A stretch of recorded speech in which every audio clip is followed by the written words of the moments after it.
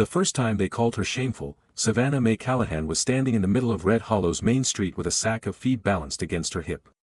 The word drifted through the warm afternoon like dust, soft but impossible to ignore.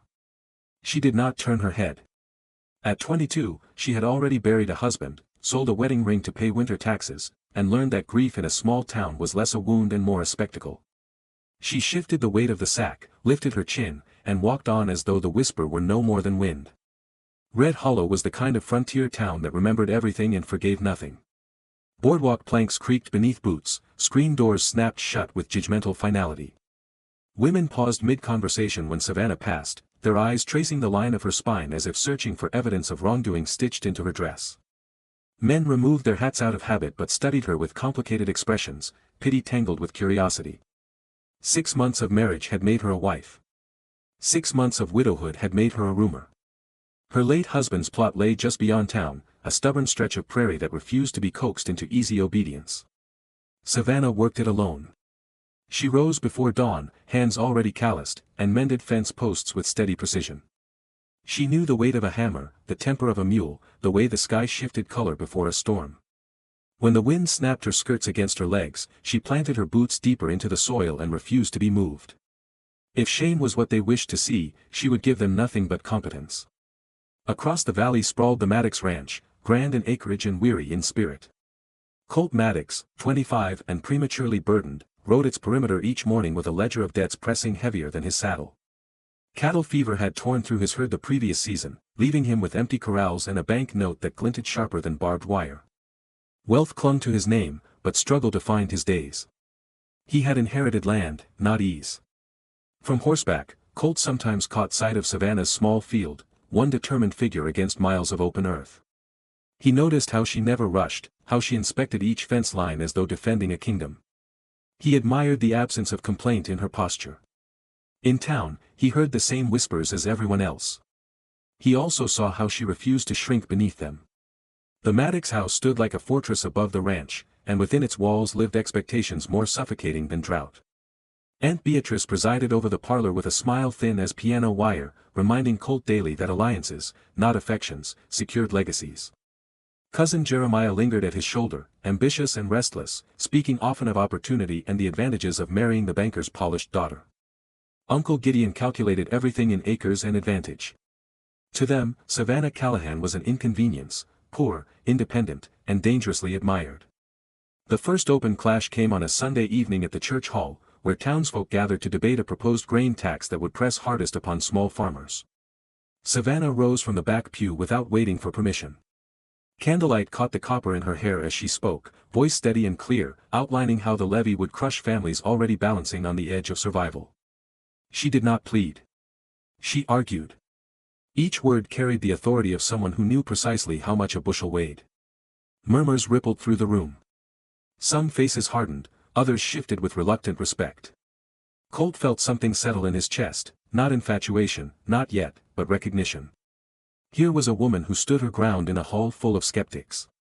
Aunt Beatrice noticed where his gaze rested and stiffened, as though she had glimpsed a crack forming in carefully laid plans.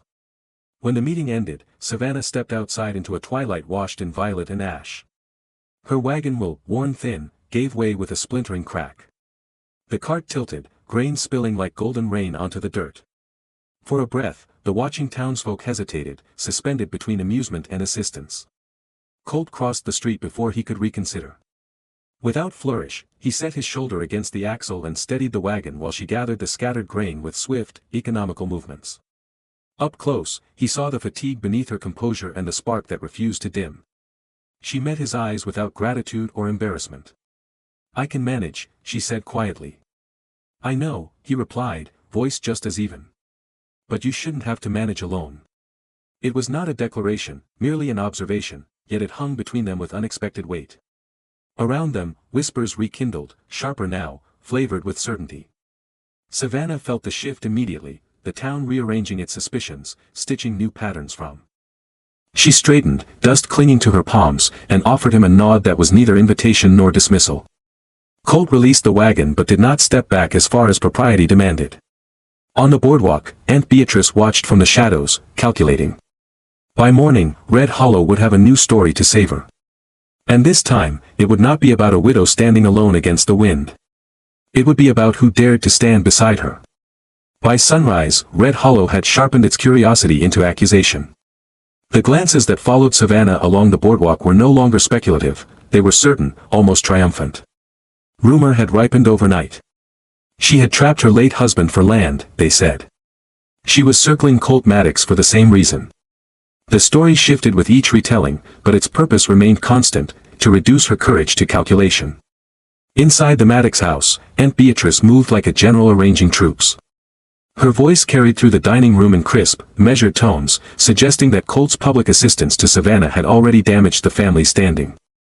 Jeremiah, eager and sharp-eyed, offered to protect the ranch's reputation. Uncle Gideon spoke of debts and bankers, reminding Colt that generosity was a luxury the struggling could not afford. Their words did not shout, they pressed, steady and suffocating. Colt listened, jaw tight. He knew the ranch ledger by heart, the columns of red ink, the interest compounding like gathering storm clouds. He also knew that none of his relatives had offered solutions beyond advantageous marriage. When he rose from the table without finishing his coffee, Aunt Beatrice's gaze followed him with thinly veiled alarm. Influence, once lost, was difficult to reclaim. The first public strike came at the general store. Savannah stepped inside to purchase seed and flour, only to find conversation falter at her entrance. The shopkeeper, usually gruff but fair, avoided her eyes. Behind the counter lay a folded sheet of paper bearing the Maddox seal. Jeremiah's work was efficient. The note implied that Savannah owed money for feed purchased on credit through Colt's account. "I've never charged a single thing to the Maddox ranch," she said evenly, though heat crept into her throat.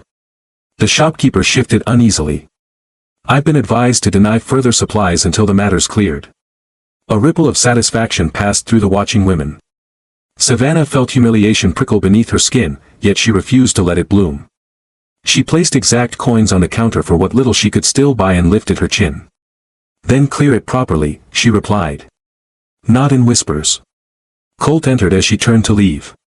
He took in the scene, the paper, the silence, the way she held herself too straight. Jeremiah stood near the window, feigning surprise. In a voice that carried across the store, Colt demanded to see the document. His eyes scanned the false claim, recognition flashing not at guilt but at manipulation. "This isn't her debt," he said sharply.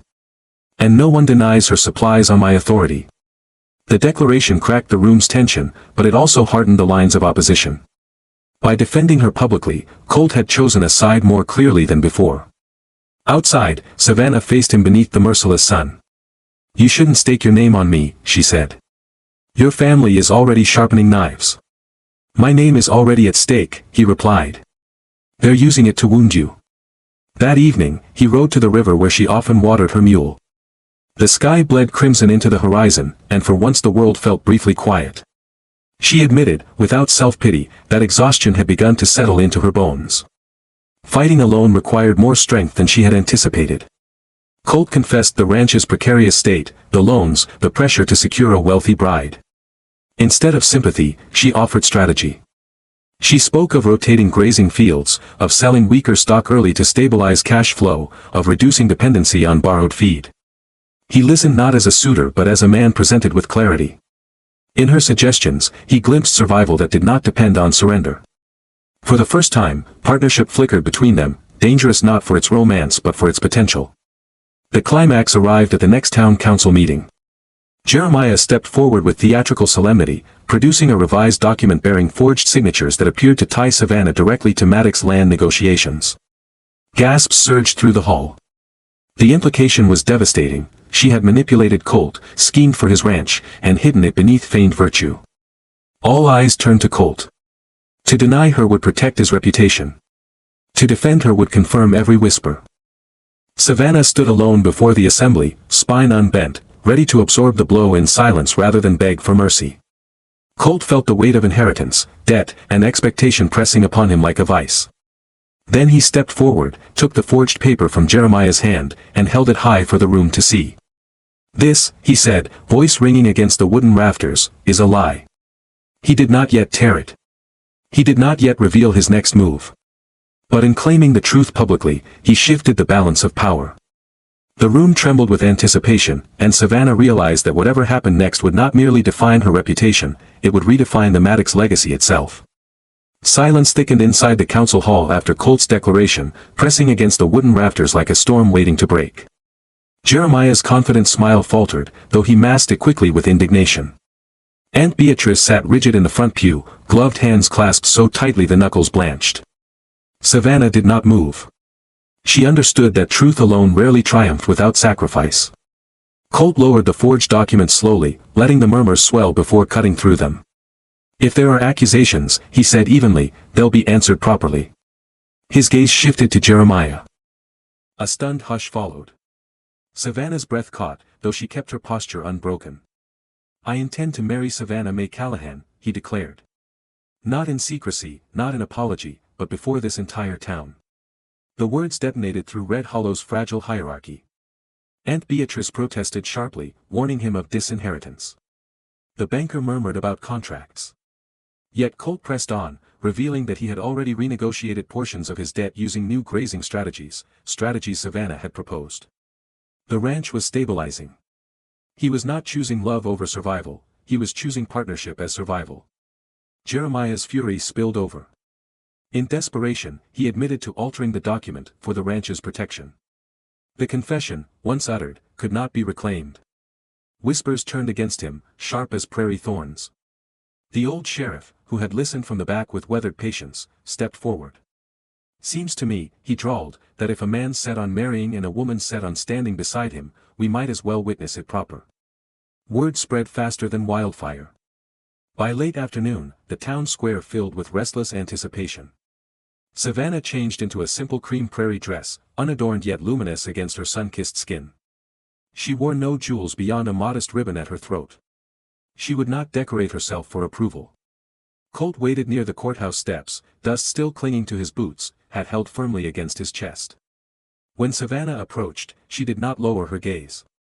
The crowd parted, uncertain whether to judge or to marvel. The sheriff recited brief vows, his voice steady. Colt promised not possession but respect. Savannah promised not obedience but loyalty forged from choice. When they joined hands, the contact felt less like surrender and more like alignment. Aunt Beatrice attempted one final protest, but the murmuring crowd drowned her out. The shopkeeper who had denied Savannah supplies stepped forward first to offer congratulations.